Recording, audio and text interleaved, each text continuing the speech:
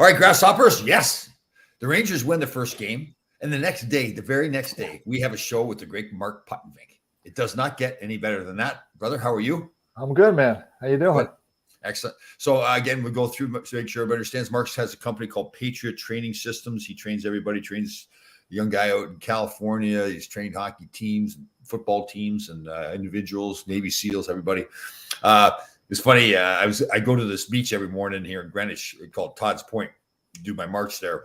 And these guys show up on Saturday mornings all the time. They got a couple of pickup trucks and kettlebells and everything. And I found out there's some SEAL guys, so I'm just dying. I don't want to be like a groupie and go over and say hello to them. But just why not? Just tell them, walk over, tell them, you know. But you did the swim a couple years there. Yeah, that's probably a good way to break the ice. Yeah, and they're the guys. They get the vests on, the weighted vests and the kettlebells. There's like 6 of them. You tell her we're going to push each other there. That's cool. Somebody approached me a while ago about this project. I should be careful. I shouldn't say too much. I had to sign an NDA. I don't want to ruin it for them. But ultimately, I'm not involved in it. But it's some workout equipment. And I mentioned it to one of the SEAL guys. He was there by himself. I didn't realize at the time he was a Teams guy. He goes, "Nah, wouldn't be heavy enough for me." Oh, Jesus. Yeah, well, it might be right. yeah, good guys. That's this guy, Pat McNamara. I mentioned him in the past. Yeah. He wasn't a SEAL. He was a Green Beret Special Force guy. Yep. And he's got he's got his podcast there. But he must live like down in the Carolinas or somewhere down there. And he's got his whole front, the garage and the driveway and everything set up with all his own pull-up stations and bands. And he pushes like the truck and everything. Yeah, it's good stuff. Yeah. Okay, let's get right out of here too. The important things. It is getting warm enough now that the chest is exposed. Yeah. Well, no, I'm keeping it you down. You got a tan going already? Yeah, I get tan really easy. Oh, yeah. Look at you. Yeah, because I apparently, I don't know if I think I told you, I mentioned this to you, but, being adopted and now on Ancestry and all this kind of stuff, learning more and more as the years go by about so apparently it looks like my biological father was Cuban and Venezuelan. Oh, I didn't know that. Oh, wow. Yeah. So that's why I walk past an 8-watt lamp, I get tan. And what was your mother then? Do you know? She was like, Irish and Scottish, English, kind of boring, white, nothing. Good. Yeah, that's interesting. Looking back at that stuff, I think I probably told you when I was on Survivor. This one young girl, Elaine, she grew up on a farm and everything, so we hit it off because I grew up on a farm, and we stayed in touch after. And we were doing a show once a week. She got a little mad over an incident with a wedding. We'll explain that later on, but. She so one of the gentlemen was following, I guess, went to Northern Michigan where I went, and he was an amateur genealogist. So he did a bunch of research. We joked around one day that maybe we were cousins, that we would rep together. He joked around that actually our families, like 125 years ago, were in the same or adjacent counties in England. Very cool. So my background was pretty much all English. But it was he did a lot of research. I never thought to ask. We sold our family farm when I was about 15 years old. I never thought to ask where the farm came from, who was it? But I guess apparently in England back then there was not a lot of jobs, and Canada was a colony of Great Britain. Right. So the deal was that you would be given 100 acres of land. You go over there, it'd be your land to farm. If you ever have to have like a Canadian militia to fight for Great Britain, you had to fight for Great Britain. Yeah. So that's where our family farm came from. That's very interesting. Yeah, there's on PBS a show. It's a black gentleman by the name of Gates, I think his last name is. He does all that genealogy with celebrities, and many of them are very surprised. I mean, it's really interesting. It's cool stuff. Yeah.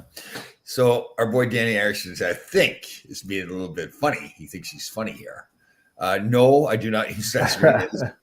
I've been told several times I should be wearing sunscreen, but I never use it. I know you think you're funny, Danny, but there is a little bit of humor there, a little bit. Okay.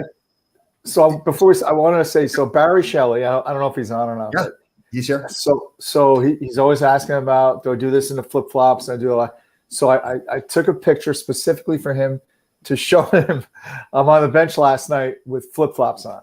Oh, okay. Yeah, very cool. Yeah, very cool. Good. Hey, okay. So I'm kind of old school. I've gone back to an old exercise at the gym that I hadn't done in a long time.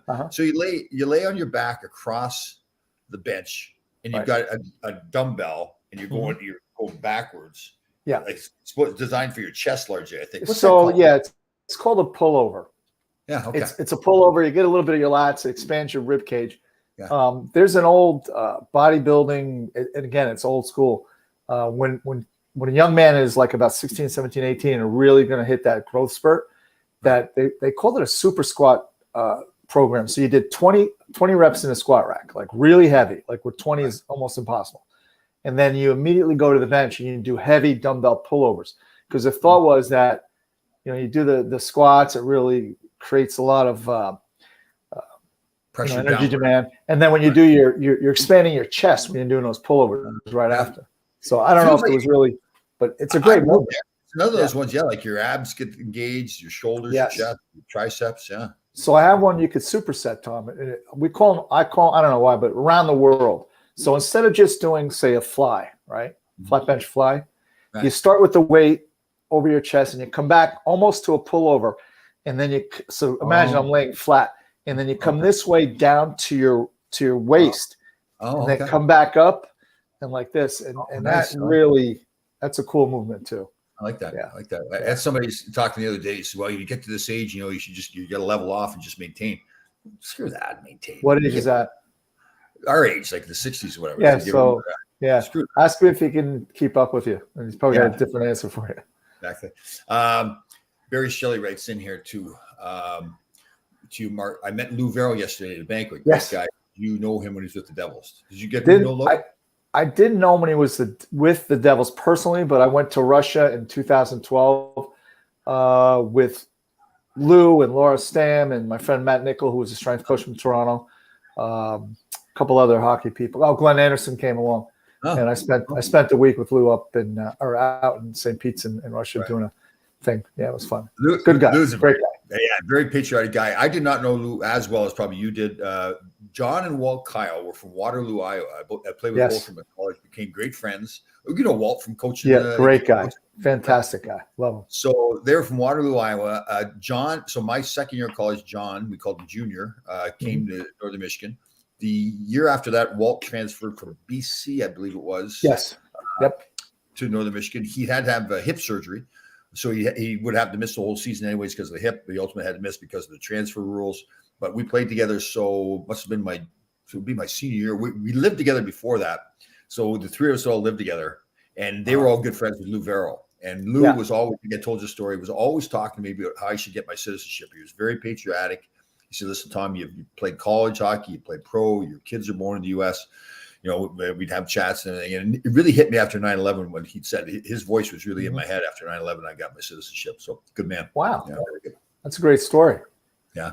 The Kyle brothers, hard to say this, they weren't maybe quite as stubborn as I was, but they were close to it, pretty close. So we all lived together. And so this is up Northern Michigan University. We had a little apartment. And they had a car. The father had given them a car to drive around. I did not have a vehicle. So we all had an agreement that we'd all ride together because we were going to the same places. We were going to campus, we were going to practice, games, all that. So the deal was that we'd all take turns putting gas in. So we were driving around one day, and I don't even remember whose turn it was to put the gas in, but they didn't get it done, and we ran out of gas. Right. So we sat for about, must have been 2 hours, about a quarter of a mile away from the gas tank. Nobody would get out of the car. Way too stubborn to get out of the car. It was hilarious. I can't remember ultimately what happened, but it was the three guys. It was just a contest. It didn't even matter who was doing it. Just we weren't going to get out. So Walt ended up. I had a kid that played junior for me, a goaltender, Stewart, Brian Stewart, ended up playing goal up at Northern Michigan for Walt. Oh. Yeah. He went to Northern Michigan? Yeah. Oh, yeah. So he played junior for me, and then the following year he ended up going to Northern Michigan. Oh, very or maybe cool. Trying to think it was the following. But anyhow, he played for Walt. And, Walt's an awesome guy. Love him. Yeah, Walt is. Walt, just everybody. Walt, so he coached college. He went and coached pro. He was in Anaheim Rangers, assistant coach. Where else was he? I can't remember. He was someplace else too, I think. Ultimately, I think, did he go back to coach college again? That's what he did. Yeah. So he was in the NHL, and then he went back to Northern Michigan. Yeah, and that's how. I had nothing. By the way, I had nothing to do with Brian ended up there. I don't know. I got to find out how he ended up going there. But yeah, cool. I mean, he played well for us. But right. So Walt was a very inspirational person for me. We became very good friends. Walt, after I left college, and I think it was my first year at the Rangers, Walt was diagnosed with cancer. and went through a chemo and everything. He was coaching at the time. He's assistant coach. I think Rick Comley, my coach, is still there in Northern Michigan, and Walt was an assistant. And so Walt, as an assistant, would have to go on all these recruiting trips. Well, he would get the chemo, be vomiting and everything, get on a plane, fly all over the place to scout these players. And listen, he's a great man to start with, but I think all the people saw him and they said most people wouldn't be out there. They'd be doing chemo, staying home. Yeah. So many people in the hockey world really gained a lot of respect for Walt, again, because of that, but also the way he carried himself too. So, well, we had some long conversations because he adopted children. Yes, that's right. Yep. So, I don't know how it came to be we got on the subject, but I said, I was adopted. So we had some, you get a lot of time sitting on planes and training. So we would talk about it quite often. Yeah. He got divorced from the woman that they adopted 4 kids together, I think. Got remarried, and again, Walt could not father a child because of the chemo. But I guess they must have his new wife went through in vitro or whatever. But they had a child together, so they got together. So great stuff. So Walt's, I'm 64, Walt's 65, and I think he had the child I think he's my age actually.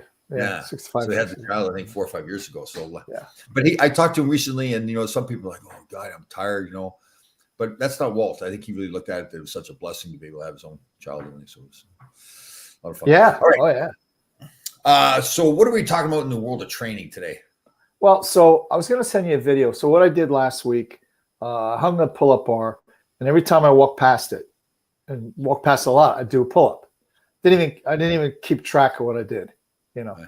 And then at the end of the week, I said, let me see what I can do. And I got a really significant set out. It was cool. Yeah. So what I'm doing this week is in the morning and when I'm moving around the house, wherever I go, I carry my 30-pound kettlebell with me. So and how are you doing? Or you're just going to carry it around? I just carry like a farmer's walk. So, up and down the stairs and going in the kitchen, wherever I'm going in the house all week long, I'm going to carry and switch hands, the kettlebell. That's good. Yeah. Good for your core and all that, right? Yeah, I guess. Yeah, sure. Core and also stabilize the muscles. You can be off balance a little bit, but it's just something, a little different way of getting it done. So my 3 new favorite exercises are the kettlebell, the Jefferson deadlift, and that pullover. I just feel like I'm on all those. I'm really getting a lot of body parts I'm working. I feel like so. Kettlebell is great. What I was doing this morning too. So I would hold it here, Tom, just a light kettlebell, like 30 pounds, and you go out and back under like this. And as you're doing that, you're squatting. You're doing squats. So you're kind of like, you're going down and then coming up with the kettlebell like that. And I'll tell you what, wow, it's pretty cool. I was doing like sets of 15. You were doing. I know you got your headphones in there. You were doing an exercise the other day that you video and posted where you were doing 2 different things with each hand. Oh, my right hand, I was doing some blade work with my right hand, and my left hand I had the kettlebell. I was doing squats. That's what it was. Yeah, so I kind of, like combining a little bit of skill set and resistance work at the same time. And again, it's a little bit of a balance thing. And it was. I have too much time on my hands, Tom. I sit around thinking this crazy stuff up, but. Well, that's your world, though, right? I mean, the fitness. Yeah, it really is. I enjoy it, and I really enjoy like coming up with new things and training people. And I pressure test it at home or outside on my own. Then if it works, then I incorporate it into my training. Yeah. That's cool. I've been very lucky with all the stuff we're doing with True Grit Life, and it's really been very rewarding. And recently I've been getting a lot of parents coming to me to help them with their kids, either younger kids who are getting going in athletics and they want to talk about the psychological part of it and the training part of it. But also there's some younger adults that are having problems with their more mental health and the confidence. Helping with that stuff. So I know we talked about it before, the mental, and I hear more and more people, it seems like more and more people are aware of the mental health issues out there, even more now because of the pandemic and everything that's going on. So very interesting stuff. Well, not getting too philosophical, but like what happened in Buffalo, if you remove the politics from it, that was a very mentally ill young man. And no one noticed. I mean, come on. Yeah, I know. We live in this world of denial too much. And I think there's too much litigation in the school systems are afraid to do something. And, the kid wore a full hazmat suit to school. It's kind of weird. Yeah, it is. We so often, like there's the mental health issues, abuse issues, physical, sexual, emotional abuse. Sure. They go on all the time. I know we've talked about, you've dealt with stuff, so recently we had the Chicago Blackhawk incident and it became a big thing in the hockey world all everybody's Sure. talking about abuse and everything. But inevitably, it always happens. We just brush it under the rug, and I know they dealt with that individual case, but that still is an issue that goes on every day. With people. I wish we paid more. I wish it was more front and center. And listen, I love the National Hockey League. I think they've done some fantastic stuff. So I'm not critical of them at all. I'm not saying it was a responsibility, but I just felt like it was an opportunity. And I think they are doing some stuff, but I wish we would, as a hockey community, would do more to bring light to abuse issues all over the place, not just in sports, but just in general. There's just so much of it going on. So, I had an experience probably about going on 10 or more years ago where actually it was long, but anyhow, high school came to me and they were going to hire a hockey coach. They didn't have anybody to interview. And they said, would you interview different prospective coaches for the position? I said, sure. And I did. And we hired a guy. He had pretty good credentials. He had coached women's hockey, but at Ohio State and Brown. Oh. And been involved in travel hockey around here. So anyway, we hired this guy. In short order, I find out the guy was not really the guy to have. Let's put it this way. And I made a couple phone calls. I actually called Ohio State. I didn't know the women's coach, but I knew one of the men's coaches. He got me in contact with her. And she said to me, well, our program is based on honesty and integrity, and that's all I'm going to say. I said, that's fine. That's all I need to hear. And then I called Brown, spoke to their coach, and she was really upfront with me. So there was some sexual stuff going on with some of the players, and they had to let them go in short order. I brought it to the attention of the athletic director. I said, hey, listen, I think we made a mistake. This guy has a history here, and I'm really concerned. He didn't want to do anything. It involved too much work, too much paperwork, And so there you go. I know, I don't know if I was fortunate or unfortunate, but the Sheldon Kennedy case I've talked about before. Sheldon was a player with the Detroit Red Wings. He was teammates with Dallas Drake when I was in the agent business in Detroit. So I'd gone out to lunch with Sheldon. He had another agent at the time, very well-respected gentleman. But Sheldon was always getting in trouble, motorcycle accidents, drinking and driving and drugs and everything. And at one point he asked Dallas if I would represent him being Sheldon. But I knew his agent, and his agent was a really good guy. And I just it kind of sounded odd. I said, and if you want me to represent you, but I gave him the fatherly speech. So we need to work on all that stuff with you. And he called me about a week later and told me that he'd been sexually abused by his junior coach. So for me, going through all that with him, and I guess that's with everybody, when you see firsthand what it does to somebody, what it did with Sheldon, and then you see other kids that had committed suicide, or kids' lives were ruined, drugs, alcohol, they become abusers themselves because of the experience. Then you see it's almost like, are you kidding me? You're not going to do anything? Even if you're just suspicious, you don't have facts. I mean, I know sometimes it's unfair to people, and you've got to be careful. You can't ruin somebody else's life if they're not doing anything wrong. But at the risk of kids being abused, man, it's as he's pretty public about it. Theo was on that team, and Theo got abused also by the same guy. Yep. And Theo being Theoren Fleury for everybody. Theoren Fleury, yeah.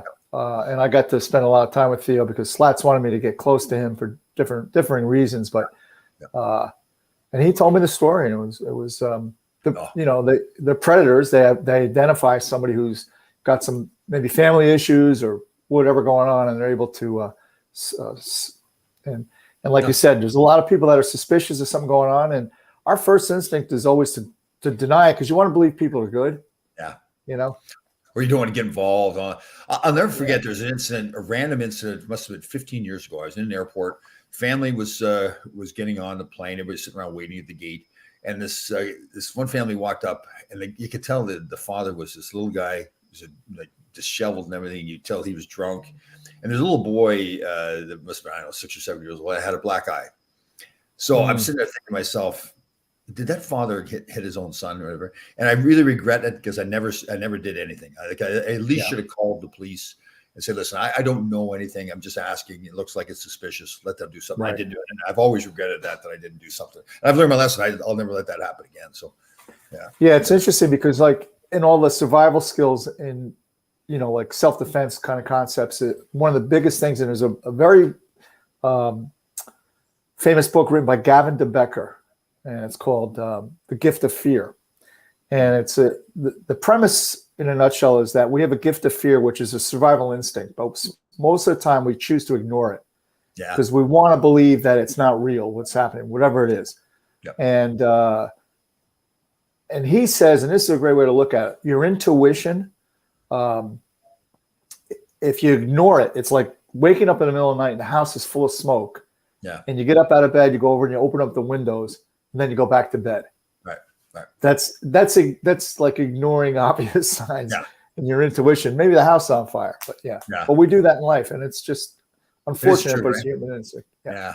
Because you think of all the times if we all, stood up for each other and helped each other, your neighbors, kids in the street or whatever, and just made sure that people didn't get hurt. Think how much stuff that all the crime we'd get rid of. And, it's ironic. Back in the 70s and 80s, and probably earlier than that, in the certain areas of pockets in New York City, or I think it was more Staten Island, where the mafia lived, there was no crime. Yeah, there was no crime. Yeah. Because the neighborhood took care of the neighborhood. Yeah, it is true. Yeah. Yeah. I remember even growing up on the farm, farmers needed help. Like they were moving cattle from one field to the other. All the farmers would come around helping, and all the farmers would help the next farmer and all that stuff. Yeah. So, you don't see that community spirit around, at least around here, too much anymore. It's unfortunate. I know. It is funny. Like, I know the same way. If you do things for your neighbor, it's almost like a surprise now. Like they're shocked that you're doing it. It shouldn't be. Exactly. That's not at all. Yeah. Yeah, definitely. So big win yesterday. Oh, well, I was down at the game. Wow, it was the building was rocking. The fans were fantastic. My God. We talked about it. Go ahead. No, I was going to say, I was speaking to my cousin this morning. He's a big Ranger fan. When Zibanejad made a rush in the third period, I thought the roof was going to come right off the building. And I mean, you got to tell me. I mean, as a player, that's just got to get you so jacked up. Yeah, some people try to say, well, I don't pay attention to the crowd. But when you're I think if you're on the visiting team, you can you hear the noise, but you don't affect block it out. But your home team, when you're a home team and they're doing what they're doing yesterday at the Garden, the time Shesterkin let in that bad goal, the only one let in, and then the crowd started chanting his name right off the bat. Man, that was pretty cool because I talked about on the earlier show. The Garden is a fantastic place to play. There's no question about it. But when you're a young player coming in, you don't understand how much the Rangers mean to Ranger fans. So if something bad happens on the ice, if you make a bad play, you can sense it in the building. You can hear it. The silence. Oh God, like the disappointment. And you think that they're mad at you. They're not. They love you. And you don't know that at first when you're playing. But then as you get older, so to hear them immediately react that way, to realize, okay, we've got to back our goaltender here because he's it for us. So and he did. It was pretty cool. What's he have, like, I forget how many 40 plus save games now? Something crazy. He's better. He's better when he's getting 40 plus shots. Yeah. I think he's totally. Yeah. When you're sitting around not doing anything, and then all of a sudden you get a bunch of shots. Yeah. I know. Well, and they really, it's like they did it again yesterday, sitting back in the third period. I know. Like just playing defense. You think, oh no, don't do that. But I think they did a much better job, even though they were letting Carolina come at them. They kept them to the outside too, though, and even most of the shots were not screen shots, or else they were getting blocked. So I guess I don't know. It didn't sound like Gallant, the coach, wants them to do that, but that just seems the way it's working out in the game. It's developed, and it was good to see a little bit of that at the end of the game, a little bit of spirit there too. I know. With I know some of the fans who were on the earlier show were a little upset that Reeves didn't do more to get to Domi, but I know you're gonna get suspended, and then times have changed too. Like like first of all, Domi's probably not going to fight Reeves. He's going to turn on him, so it just doesn't do any good. So I get it. I thought Lindgren handled it fine. Yeah, and he, like I said to you last night, he's a caveman. I love that kid. He was. Started third period. Stefan Matteau and myself we threw the t-shirts up to the stands, so we stayed down ice level to watch the game. And you get that whole different level, right? And they were right in the corner where Lindgren plays all the time. And and I had said several times, and not being negative towards him, it's just more. I love the way he plays, but I thought, he's just not big enough. But do you watch him play? It doesn't matter. It just how big is he, Tom? What's he, a tweener? Like, he's got to be like, I'm 6'1.5".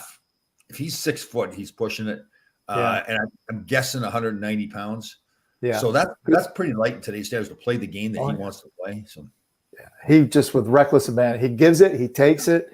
Yeah. And he's held together with scotch tape and bubble gum, but he's getting it done. And you can tell the way his teammates react to him. Like if he's grimacing on the bench or whatever, coming off limping, the guys are right to him right away. Like they're on him well. He plays a huge role in the team now, and it's funny because Leach and Bukamu played together. Now it's Fox is today's Leach, but Bukamu, when he was at the game yesterday, he's a big man. He's like 6'4", played at 225 or something. So you think that's the kind of guy you'd like to have with Fox, but I don't think the game's changed now. And I'll tell you what, the Strome last night yesterday in the first period, I think it was in the left corner, he just obliterated somebody. Yes, I mean, obliterated him.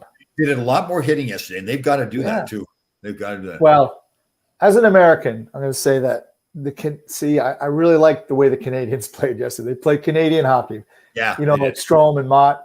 I mean, you know what I mean? Just everything, all the little things, and yeah. So the it's not as much like this anymore, but it used to be that the perception was that Canadians had this thing about the game, right? That they knew how to play this gritty game, and the U.S. players didn't have that. That's changed now for the most part.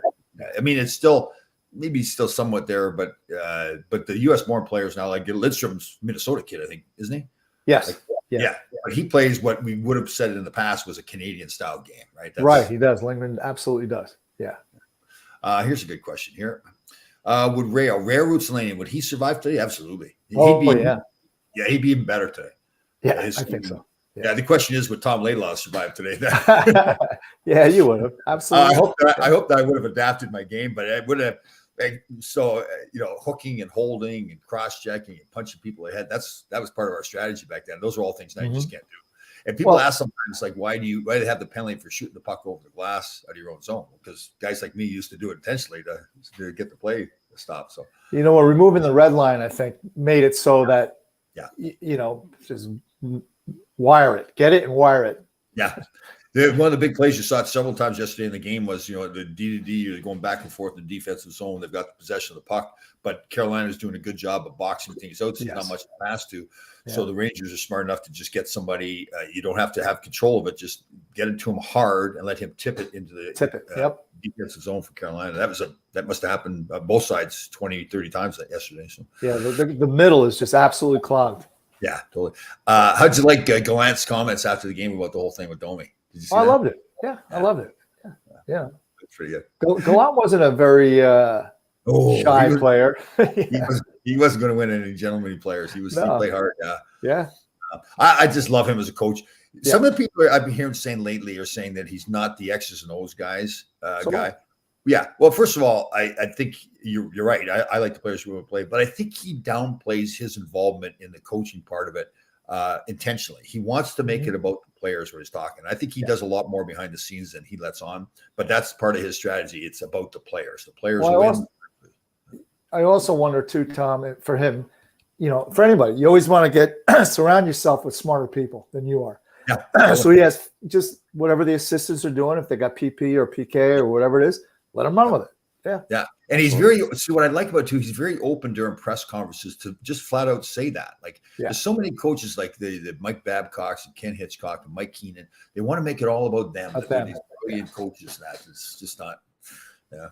Well, still to my liking, the best is Daryl Sutter. Nobody gives a better post game conference. Coach, what do you attribute tonight's win to? We got 3, they got 2. Yeah. That was classic. This is good. He's a beaut. Where Glass favorites are his entire squad. That pretty much sums it up. He loves the team. Yeah. He loves the team to win. He makes no listen. He plays the guys he has to play, and if guys don't play, you can tell he's not happy about it. But that's just the way it is. Number 13. I really think he's playing big. He's playing almost like a leadership role. He's grabbing the bull by the horns, and he's just being a hockey player. He was hammering some people yesterday. Yeah. He's really caught on to the fact that, listen, I have to do what I have to do to help the team right now. Right. I want to be more of a complete player, but right now my job is to help the team win. This is what I have to do. And you can still see the skill set is so high. Totally, yeah. Hedl was really good yesterday. Oh man, last 2 games he's played well. That line is tremendous. Yeah. Capo Caco, you just see he's squeezing it a little bit. Yeah, just a little bit, yeah. But once one or two go in, and if he loosens up, definitely. The big when Kreider missed the net there, that empty net there late in the game. I was like, oh god, this comes back to haunt us now. We're in serious trouble. And then Mott, what's he take a 80-foot backhand? Yeah. Yeah. Oh yeah, that's pretty cool. The crowd went nuts too. I got out of there right away, right, and they scored the goal. Yeah, Just, I'm gonna beat the crowd. Yeah, that was good. That was a good game yesterday. The crowd was into it. It was really good to see. And again, it wasn't like it was just okay. The Rangers have their win. Now they're gonna lose in 5 games. It's really like the Rangers could have won all 3 games. And absolutely, so yeah. And Brind'Amour said that. Oh, I didn't see that. Is that what he said? Yeah, pretty much to that effect when they were interviewing him. You know, I don't like this talking to a guy during a game, but it's what they do. And he, and he said, "Yeah, no, these are tight games. This could have gone either way." Yeah, that's good to see. Because they're 0-4 now on the road in the playoffs. Oh, is that right? Oh, yeah, 0-4, undefeated at home and have not won on the road. Right. So if it goes 7 games, 7 games against Carolina too. So yeah, but the difference is Shesterkin's the difference. Exactly. Yeah, he's unbelievable. And like I said, the big key to me is I watch it from a defenseman standpoint. Right. It never seems to be like it's just this incredible save that he's just hanging on. It's like he's in control. There's a play in the second period there where who's the defenseman? Puck or what's the other guy? The guy they got late in the season, the right-handed shot they got late in the season. I can't remember. Justin Braun. Braun. Yeah. He went to play the puck in front of his own net. It bounced, hit his stick, and then Shesterkin had to make a big-time save. Yeah. There's no Carolina player around. It was just a pure – and I could tell that Braun was like, "Oh God!" But he turned around and looked at Shesterkin. Shesterkin's like, "Hey, I got it, no problem. We're good." Yeah. And Braun was like, "Okay, I guess we'll let him get it going again." It was cool. I loved him the way he plays. Listen, I thought the world of Henrik Lundqvist. He was a fantastic person on and off the ice. The one thing I did not like was him yelling at his teammates on the ice, and I don't think he did it because he didn't like his teammates. Competitive. Just that fire guy. But man, when your key guy is like that, it just feels like, okay, we're in panic mode here, Right. With Shesterkin, everything's chill. We got it. We're good. Yeah. Yeah. Doesn't matter what. He never reacts. If his teammates make a mistake or something, he just stops the puck. That's fine. I love that about him. Yeah. Did you see D'Angelo's interview? Oh, you weren't. You were there. But so he got interviewed, and it was like you're watching and going, so far so good, but something's gonna go. Nah. And she said, I don't know why, sometimes reporters, why do you ask a question like this? Right. She says, what do you think about the fans booing you? You know who you're talking to. You're talking to Tony D'Angelo. And he goes, I don't really care what the hell they think. And he just walked away, kind of. Oh. That was the end of the interview. Yeah. He's the kind of guy, listen, if I had him on my team, you'd love him because he's such a good player. My concern is with him, and this is a good thing for the Rangers, is if you get under his skin, it becomes all about Tony D'Angelo. It's not about the team anymore. Exactly. So, I hope they get under his skin a little bit more. Yeah. And the crowd was all over him too. It was funny. It became like the fans. Of course, they were drinking more beer as the game went on. So the more the game went on. Well, I think it clearly did bother him. That's because if it didn't bother him, he would have went, "That's cool. I don't care." Yeah, totally. Yeah. We got all jacked up. Ranger fans go do even more now. It's like he's the target. He's the new Dennis Potvin. I think. Like he's the guy that I hate. Yeah. Definitely. Potvin will always remain number 1, though, Tom. What's that, sorry? Potvin will always be number 1, no matter what. I know. Yeah. I mean, before we go, I was at a Devils game when Sean's going to be 31. He was like 12. Right. And all of a sudden, in a break in the action, it's beat your wife, Potvin. I'm going, it's like 100 years later, we're in New Jersey. They're not even playing the Rangers. I think Devils are playing Dallas or somebody. I've seen the Potvin sucks. I've heard the Potvin sucks at the Yankees game. They've done it. Well, it was Potvin. Remember, you played these banners no longer. Yeah. Because they got too personal on Potvin, and the Garden said, "No, we can't do that anymore." I think they used to throw the dead fish at him during the national anthem. Oh, the stink was awful too. That was good stuff. All right, good show. Okay, summer's here. Summer's here. The tank tops are back. The tan chest is there. Women will be coming from all over the country. Wait, I think there's someone at the door right now. Hold on. You can't go. Oh, that's right. Is Beth back now? You had the week alone. Yes. Right? So there's a sense of normalcy here, a little bit anyway. Yeah. So was she surprised you came back? The house was not burnt down. You were fine. Well, I spent the better part of Friday night just cleaning and making it look like I'm not an animal. Yeah. I bet you did. Yeah. All right, brother. Good to see you again. We'll see everybody next week. Have a good one.